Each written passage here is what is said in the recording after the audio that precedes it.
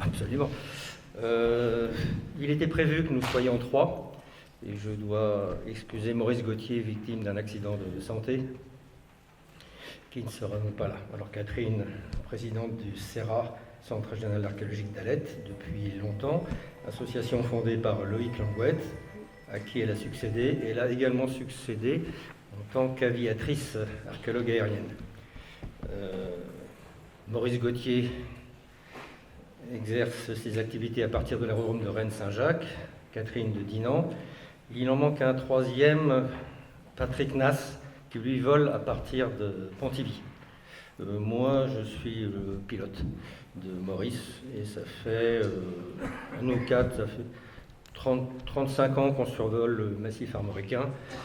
Notre zone de chalandise se recoupe autour du secteur de l'Oudéac. 3 prospecteurs survolent cet endroit qui commence à être bien connu. On s'entend de temps en temps à la radio, c'est sympa quand on survole le pays. Alors, on va parler d'archéologie aérienne, donc des vues basses obliques prises depuis des avions d'Aéroclub, également des photos haute altitude, 3000 mètres par l'IGN, et on nous parlera également du LIDAR, du même IGN, ça sera développé plus loin. Alors, vous avez remarqué sur le titre que nous avons mis le pays de l'Oudéac entre guillemets. Ça peut être intriguant, autant abattre le jeu tout de suite et concluons. C'est que pour nous, le pays de l'Oudéac, vu de là-haut, ça n'existe pas. C'est de la proto-histoire la plus lointaine, ça fait partie du territoire des coriosolites. C'est pas un pagus, c'est pas loin d'une voie romaine, c'est possible, mais c'est une notion très moderne. Alors, nous, on a plutôt tendance à aller très très loin dans le temps. On va vous exposer ça d'un point de vue chronologique, et je vais laisser la parole pour l'ensemble d'une bonne partie du diaporama à ma consoeur. Tiens, ma consoeur. Et moi, je vais jouer avec ça. Bon, bonjour à tous. Donc, c'est l'occasion de présenter effectivement plus de 30 ans de prospection aérienne sur ce territoire que nous qualifions maintenant de pays de l'Oudéac, mais qui n'a pas effectivement une réalité archéologique ou ancienne en tant que telle. Donc on va se baser effectivement sur la géographie actuelle, ça va être le plus simple. Alors, pour illustrer ces 30-35 ans de prospection aérienne, peut-être même plus, je crois qu'il faut commencer par ces deux vues qui permettent de montrer effectivement le développement de l'archéologie aérienne et l'apport scientifique de cette méthode sur la connaissance de ce territoire autour de l'Oudéac. Vous avez ici donc deux vues, une l'état des sites connus en 90, si mes souvenirs sont bons, oui c'est ça, et l'autre en 2024. Chacun des points que vous voyez portés à l'écran signale un site archéologique tel qu'ils sont connus actuellement dans les bases de données de la DRAC au service régional de l'archéologie. En rouge, ce que l'on appelle les enclos et qui concernent directement donc l'archéologie aérienne et qui proviennent de la découverte par nos images aériennes ou les images satellitaires. Donc ce petit document mérite plusieurs commentaires. Tout d'abord, il s'agit bien de programmes de recherche développés. Ça ne peut pas se faire de manière anecdotique, ce type de découverte. Donc c'est effectivement 3 prospecteurs aériens qui ont œuvré depuis 30 ans dans le cadre de programmes de recherche validés par la DRAC. Ça, c'est une première chose. Deuxième commentaire que l'on peut voir sur la vue de droite, c'est-à-dire les données en 2024, vous remarquerez qu'il y a des vides, des zones où il y a beaucoup moins de découvertes. Ça correspond aux massifs forestiers. Donc on le verra plus tard, ils vont être soumis à un nouveau mode de recherche. Donc effectivement, actuellement, ce sont des zones qui sont franches de découverte archéologique. Ça ne veut pas dire que ça le restera. Voilà. Et puis, dernier point important aussi, si la région de l'Oudéac a permis autant de découvertes, c'est aussi parce qu'on a des pratiques agraires qui facilitent la mise en perspective de ces sites, de ces enclos. Alors, je sais que ce n'est pas très à la mode, mais il faut avouer que les grands remembrements d'une certaine époque et le lessivage des terres favorisent la valorisation des sites du point de vue du prospecteur aérien. C'est un état de fait. Dans une zone de bocage, on n'arriverait pas au même résultat, c'est évident. Voilà, donc ça c'est juste pour commenter cette première diapositive. L'archéologie aérienne, la prospection, a pour objectif effectivement la découverte des sites archéologiques pour une histoire de protection des sites qui est assumée par la DRAC après avec le suivi des sites archéologiques, ça c'est de l'aspect administratif, mais elle a d'abord pour objet une histoire, une perspective scientifique et de restituer l'histoire et l'organisation des territoires de manière diachronique à différentes époques. C'est pour ça qu'on fait des survols. Alors, le pays de l'Oudéac, si on reprend un petit peu les données archéologiques qui existent, eh bien, on va y trouver des occupations depuis le néolithique, ici non vues par l'archéologie aérienne, bien évidemment. On a mis en exemple les allées couvertes de la Niscat, qui sont donc des sépultures qui ont été fouillées en 1973 par Charles Tanguy Leroux.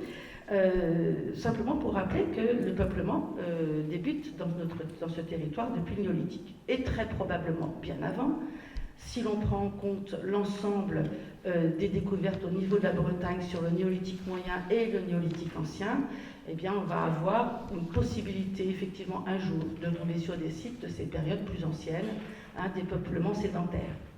Ça veut dire aussi, si on remonte encore dans le temps, mais ce n'est effectivement pas l'objet de l'archéologie aérienne, la possibilité de trouver des gisements du Mésolithique et très certainement également aussi du Paléolithique, de toutes les époques qui concernent actuellement la Bretagne.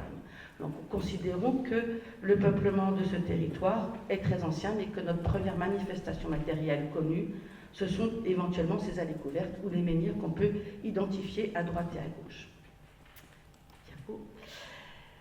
Par contre, l'archéologie aérienne va commencer à être utile et à donner des informations à partir de cette période de l'âge du bronze. Ici, nous avons les enclos circulaires à Saint-Igeau. Oh pardon, excusez-moi, je me regarde Pontivy, excusez-moi. Qu'ils soient isolés ou qu'ils soient regroupés, on les attribue de manière classique à l'âge du bronze ou à l'âge du fer. On considère qu'il s'agit des vestiges visuels de sépultures, de petites tombettes, de choses de cet ordre. Il existe, il est vrai, des cas contraires, où on a des enclos comme ça qui ont été fouillés, qui sont du Moyen-Âge. Donc il faut se méfier sur la datation attribuée à ces structures d'une manière uniquement visuelle, sans qu'il y ait eu de contrôle au sol fait en parallèle. Ici, dans ce cadre-là, ce petit enclos circulaire a fait l'objet d'une prospection au sol. Il y avait eu d'ailleurs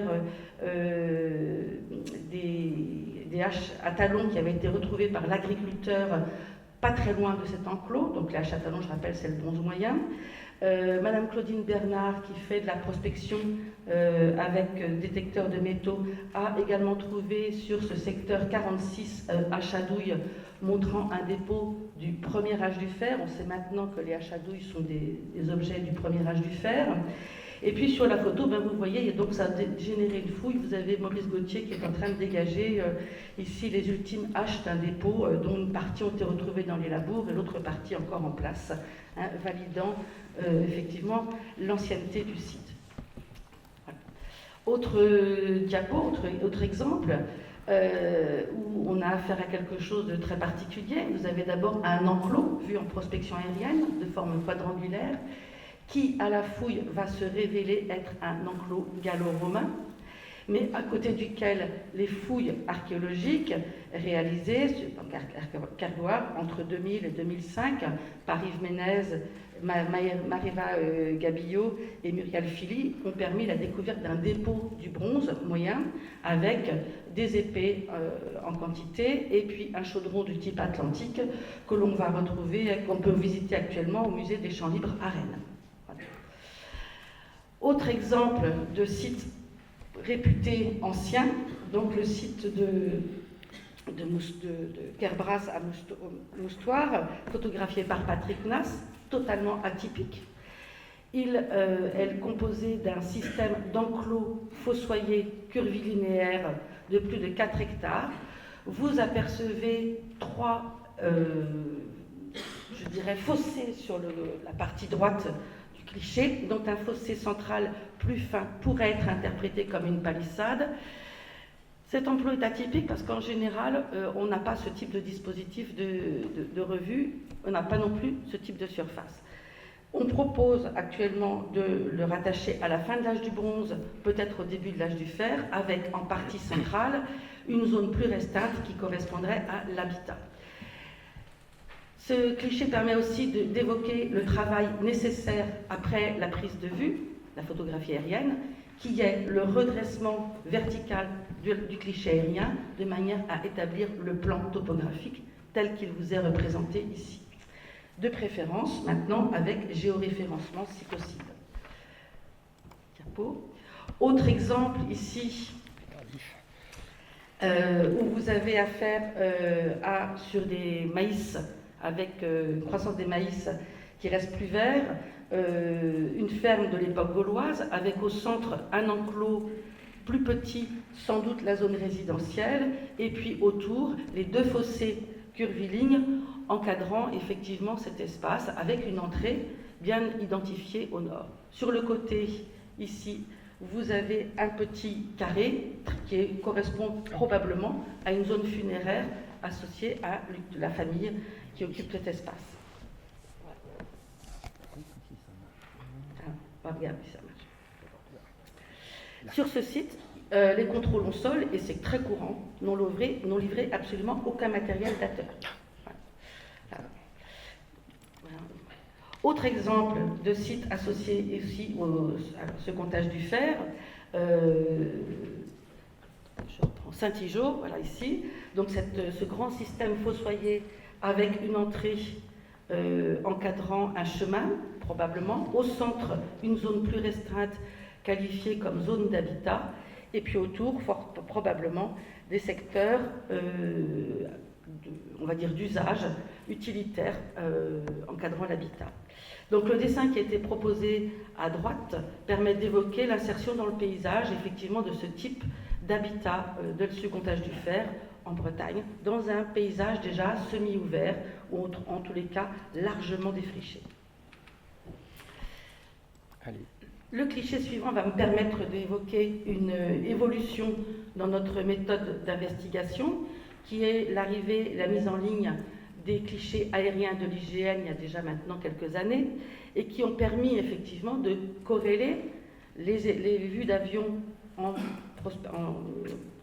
cliché oblique avec celles en cliché zénital de l'IGN. Donc là, ici, vous avez le même site. Nous sommes à Plessala, le Plessis-Penouette, donc maintenant à la commune du Méné. Et cet enclos a été matérialisé par 3, voire 4 entrées, parfois 5 entrées sur certains clichés, 5 fossés curvilignes sur certains clichés.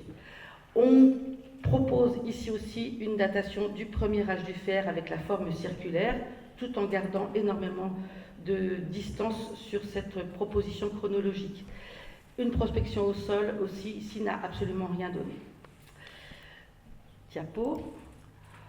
Donc, ces mises en ligne de clichés aériens a permis toute une foison de découvertes de sites, notamment sur ce site de Kerponer, sur une mission de 1976, où on voit très très bien la prospection, le site, l'enclos aérien, et sur lequel a été reporté les sondages archéologiques d'un diagnostic réalisé par Anne-Louise Hamon de l'INRAP en préalable à un projet d'aménagement sur le site. Donc on retiendra simplement que l'utilisation de ces clichés mis en ligne est tout à fait cohérent et nous permet effectivement de compléter nos données effectivement vues d'avion.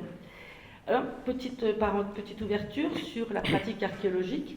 Une fois effectivement tous ces enclos observés, dans un certain nombre de cas, on a nécessité d'appliquer l'archéologie préventive pour des raisons de protection de l'information archéologique. Et ici, on a les résultats du diagnostic qui a permis de dater l'enclos, à part les céramiques, du second âge du fer, du second, troisième siècle de notre ère, avant notre ère plutôt.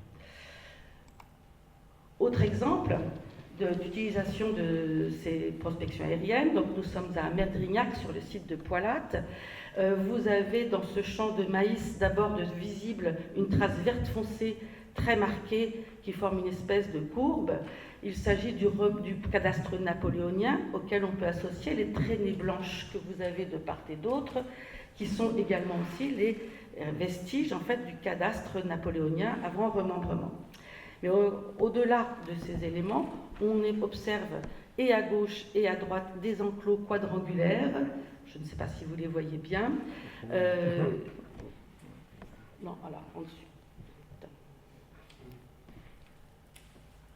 Ici, là, ici, là, associés à des traînées, des lignes vertes foncées, et ici vous avez un petit carré. Voilà. Ce site va également faire l'objet d'une approche d'archéologie préventive avant la construction ou l'aménagement de l'endroit. Et c'est Joseph Le Gall de l'INRAP qui s'est chargé de cette étude. Donc à droite, vous avez le plan avec les tranchées de diagnostic qui reprennent les données vues en archéologie aérienne et qui permettent d'apporter des éléments de datation. Alors c'est intéressant parce que nous avons d'abord, pour la partie la plus ancienne ici, un petit carré qui date effectivement de la protohistoire un peu plus ancienne, fin du bronze, début du fer probablement. Vous avez ensuite ici, en vert, voilà, des structures qui datent du second âge du fer, c'est-à-dire un enclos trapézoïdal associé à des limites agraires qui sont identifiées, puis ici, un enclos gallo-romain plus tardif, et le tout recoupé avec le parcellaire moderne que l'on connaît sur le cadastre napoléonien. Donc ce site qui a été fouillé depuis par Johannes Katt de l'INRAP, on a mis deux photos qui permettent de faire le lien entre l'archéologie aérienne et l'archéologie préventive, avec ici notre fameux enclos gaulois après décapage et enlèvement des terres. On voit particulièrement bien ressortir toutes les structures fossoyées avec la couleur des terres différentes. Puis le même endroit après fouille, réalisé maintenant par les méthodes de mini-pelle, donc on faisait fouiller à la pelle mécanique, ce sont les méthodes actuelles qui permettent de disposer d'autant de coupes de terrain qu'il y a de sondage, qui permettent d'aller vite aussi et qui vont donner lieu aux interprétations scientifiques plus tard.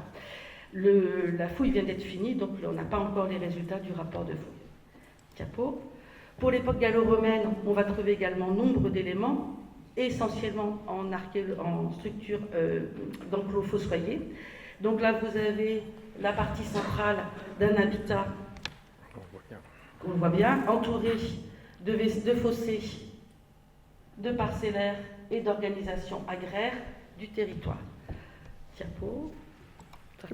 Un autre exemple ici, nous allons aller vite, on l'a mis parce que nous sommes à Loudéac. Voilà la ville Jean, où vous avez le même type d'organisation, très rectilinéaire, c'est ça qui nous permet de proposer cette datation pour l'Antiquité, avec plusieurs époques superposées, comme en témoigne la superposition des tracés sur cet enclos. Un autre, ici on est tout près aussi de Loudéac, on est à Trévé, Kerbéa, où vous avez ce magnifique enclos rectangulaire entouré de fossés, de parcellaires organisés autour de cet enclos. Enfin ici, on doit être à Linoc, où vous avez sur les grands maïs et les grandes surfaces remembrées que j'évoquais tout à l'heure, la culture de ces champs de maïs permet une vue continue des structures fossoyées conservées dans le sous-sol. Vous avez à droite un enclos gaulois, il est ici carré, recoupé là par des structures plus récentes qui sont interprétées comme étant un système fossoyé de parcellaires de l'époque antique. Très certainement, la villa romaine doit se trouver sous la ferme actuelle. On va y aller. On identifiera enfin des structures qui ne sont pas forcément fossoyées, mais vous voyez des structures aussi qui sont des structures bâties, avec les fondations qui apparaissent non plus en vert foncé dû à la croissance de la végétation, mais en trait blanc sur les champs. Donc ici, on est à l'Aniscat, vous avez le plan d'un bâtiment gallo-romain de 3 pièces consécutives, ici, toc, toc, auquel est associé un autre bâtiment qui est ici. Voilà. Donc là, une villa romaine, très certainement. Kerbellec, excusez-moi, j'allais oublier. Le nom de Kerbellec, c'est la ville des moines, Ça, c'est quelque chose d'assez classique, enfin, qui est souvent en relation avec les sites gallo-romains. Autre site important, Merléac. Alors, nous sommes sur des grandes surfaces, donc on va d'abord repérer ici un enclos carré. Voilà. Au sein duquel vous voyez peut-être des toutes petites surfaces carrées qui correspondent à du bâti arasé. Il s'agit d'un sanctuaire avec 2 petits fanars à l'intérieur. Voilà. Autour de ce sanctuaire, vous allez avoir d'autres fossés encadrant, et puis surtout des grandes lignes ici qui correspondent à du parcellaire organisé par rapport à ce sanctuaire daté de l'époque antique. Donc ici, vous avez encore cette ligne qui continue jusque-là. Et enfin, de l'autre côté, là-bas, je ne sais pas si vous l'apercevez, un enclos, probablement de l'âge du fer, qui complète ce paysage.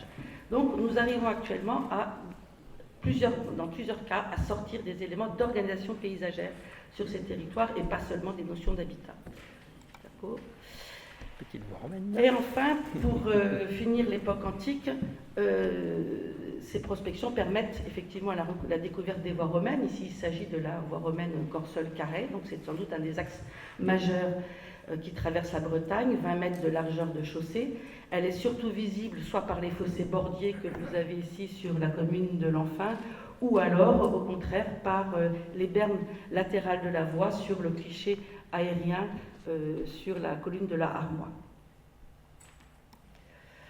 Alors, simplement pour conclure sur ces périodes proto-historiques et antiques, avant de passer le cliché à Philippe, le micro à Philippe, je pense que la première chose, le premier intérêt scientifique effectivement de ces prospections, c'est de montrer que tout le territoire du pays de l'Oudéac n'est pas un territoire équipé d'une grande forêt comme on l'apprenait il n'y a pas encore très longtemps dans les manuels scolaires, mais que nous avons effectivement un peuplement déjà largement développé et diversifié.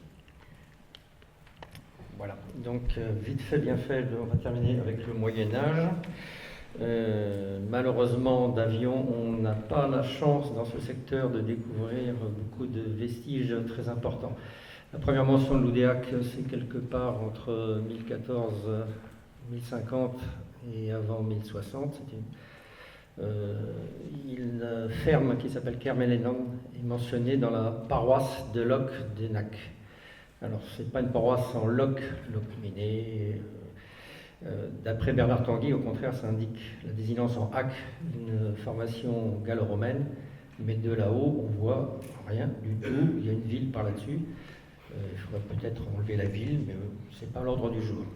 Alors, au Moyen-Âge, en général, on voit dans tout le massif armoricain des vestiges de châteaux et des vestiges de sites religieux. On a essayé, la ville Audrin, c'est tout près d'ici, à 3 km à l'ouest. Le cadastre napoléonien mentionne une belle motte. Et puis la photo de droite, elle est à peu près là, la belle motte, mais on ne voit rien du tout. Le remembrement est passé et a amélioré la situation paysagère. Voilà, rien donc sur un site fortifié. Par contre, un peu plus à l'est, dans la forêt de Lannoy, on trouve un centre de seigneurie qui est bien connu, la seigneurie de Bodégat, dont on a beaucoup d'informations sur le XIIIe siècle. On ne savait pas vraiment où elle était. Le cliché tout grisé est une vue lidar. Catherine en parlera tout à l'heure de cette technique, qui, sous la végétation, permet de voir une maison forte. Et c'est dans la commune de Lannoy. Eh bien, c'est la seigneurie de Bodégat, qui est en fait un mont de l'autre côté du petit fleuve, enfin la petite rivière, le Nignan. Il se trouve qu'on a un texte de 1255 qui règle des comptes entre la seigneurie de Bodégat et la famille de Fougères. Charles de Bodégat avait épousé une Fougère. Et on établit les droits forestiers dans la forêt de Lannoy. C'est ici l'occasion de rendre hommage à notre ami Hubert Guillotel qui nous a expliqué pendant des congrès la différence entre la foresta et la silva, la foresta étant organisée par un seigneur. Donc ça me fait plaisir de lui rendre ici hommage. On voit dans une boucle du Nignan des gros fossés, et bien c'est le Manerium qui est mentionné en 1255, tout près de Prata et tout près de la rivière qui s'appelle l'Onuang à ce moment-là, qui est le Nignan. Alors, vestiges monastiques. Bon, on aurait pu vous montrer le Beau Repos, mais ce n'est pas une découverte, tout le monde la voit. Il y a des dizaines d'années que l'on traque l'ancienne abbaye de Lantenac, dans l'ancienne commune de La Ferrière. Et on n'a jamais eu la chance de pouvoir la photographier avec des conditions optimales, parce qu'elle est plantée en maïs, souvent, ou alors il pleut, ou j'en sais pas. Enfin, on a une belle photographie par contre de l'hygiène prise en 76, cet été très très chaud, qui permet de voir directement le plan complet de l'abbaye. Ratatiné, fondé en 148 mais anéanti en 1805-1810, on retrouve le fantôme des murs de cette abbaye. On espère bien un jour aller gratouiller là-dedans. Elle est importante dans le secteur puisqu'il y a eu des incunables ici. Je vous montre la marque de Jean Cray, 4 incunables connus à l'extrême fin du XVe siècle. Bon, peut-être qu'un jour on aura la chance de pouvoir découvrir le reste. Bah, tiens, à toi maintenant. Alors, vous l'avez entendu, l'archéologie aérienne s'occupe principalement de structures fossoyées, donc de cicatrices laissées dans le sol, de fossés qui existent encore, et même si on vient de voir passer quelques éléments en élévation ou des vestiges de bâtiments. Et donc, de ce point de vue, on a tenu à présenter cette nouvelle ouverture, qui sont en fait des organisations de territoire. Parce que ces structures fossoyées, eh bien, on en a encore fabriqué il n'y a pas encore très longtemps, au XIXe siècle, ici notamment lors de la mise en culture des Landes. Donc nous avons pris l'exemple de l'Oronan. Vous avez le cadastre napoléonien qui nous signale effectivement des communs, donc sans organisation du tout agraire. Et puis ensuite, on vous a mis les clichés aériens actuels, ou celui de 1952, où vous avez effectivement ce parcellaire en damier, qui est venu occuper tout le territoire. Donc simplement pour rappeler que dans l'histoire de notre territoire, eh bien, le fossé existe toujours de manière importante au XIXe siècle et va être utilisé jusqu'à pas encore très très longtemps, et c'est une perspective de recherche actuelle, l'organisation effectivement des champs et des territoires. Voilà, donc les perspectives de l'évolution de la recherche archéologique, qu'elle soit aérienne, en cliché basse altitude, avec les vues zénithales de l'IGN, qui seront de toute façon systématiquement poursuivies en termes d'études, s'ajoute maintenant ce qu'on appelle des relevés LIDAR. Donc il s'agit de faire des analyses sur des enregistrements en 3D, faits par l'IGN pour la France, avec un enregistrement sur l'ensemble du territoire, actuellement sur une base de données de 1 point d'altimétrie tous les mètres carrés.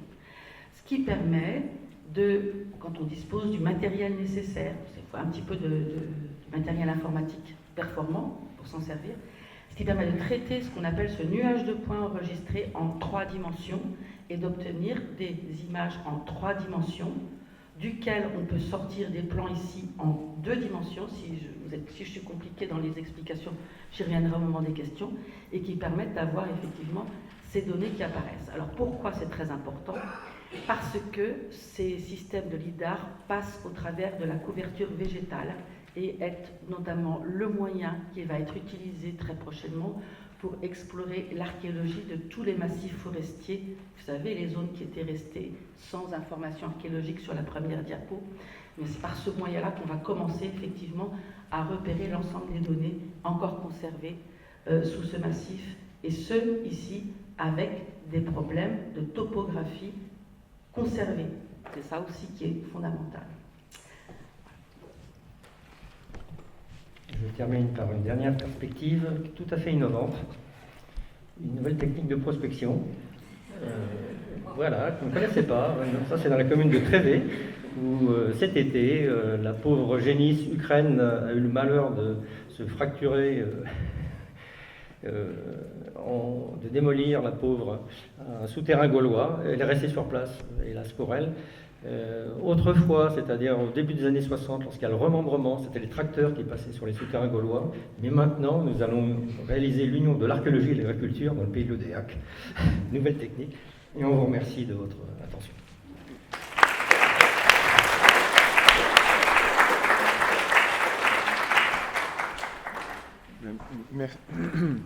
Merci beaucoup pour ce panorama méthodologique et avec toutes les perspectives qu'offrent ces nouvelles approches très précieuses. Je passe tout de suite la parole à la salle pour des questions, s'il y en a. Et nous avons des micros.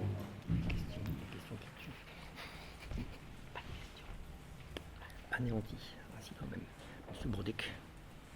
Qu'est-ce qu'apporte toute cette technologie, toutes vos vues aériennes et les flux conséquents sur le déroulement historique après?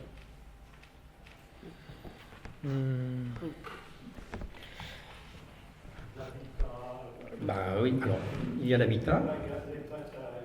Non, pas de, non. L'histoire du paysage. La formation des paysages depuis qu'il y a des bonhommes qui sont sur cette planète et dans ce coin de cette planète. On peut maintenant avoir une très bonne idée. Alors, on connaissait le cadastre napoléonien, les paysages médiévaux déjà un peu moins, l'Antiquité, les voies romaines, c'était à peu près tout. Et on s'aperçoit qu'il y a des formations très bocagères depuis la proto-histoire.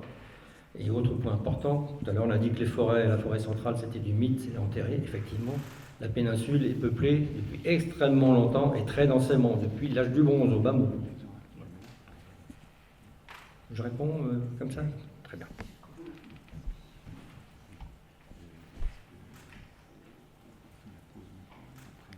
Vous avez un site pour vous retrouver, si je veux retrouver quelque chose qui correspond à ma commune, comment est-ce que je peux faire? Oui, si. Oui. Alors, tous nos rapports de prospection sont mis en ligne sur le site du ministère de la Culture, sur la bibliothèque numérique du SRA Bretagne. Vous tapez bibliothèque numérique SRA Bretagne. Et là, vous allez vous retrouver sur tous nos rapports de prospection. Alors, je suis désolée, ce n'est pas classé par commune, c'est classé par rapport de remis. Mais si vous tapez le nom de votre commune, on va vous donner l'ensemble des ouvrages qui vont traiter de votre commune. Voilà. Et si vous prenez le temps, vous pouvez les ouvrir les uns après les autres sur votre ordinateur. L'information est libre d'accès. Voilà. Autre moyen, j'oubliais, vous pouvez aller sur GeoBretagne, site GeoBretagne, où vous pouvez afficher la mise en ligne de tous les sites archéologiques connus sur une cartographie. Donc c'est deux moyens pour vous informer. Troisième possibilité, vous venez nous voir. Donc on remercie à nouveau vous remercie à nouveau pour cette présentation. Et puis,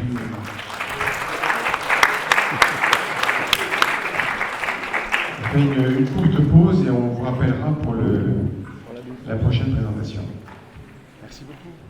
Bon, voilà, j'étais quasi dans les temps. Oui, c'est bien. Vous avez bien.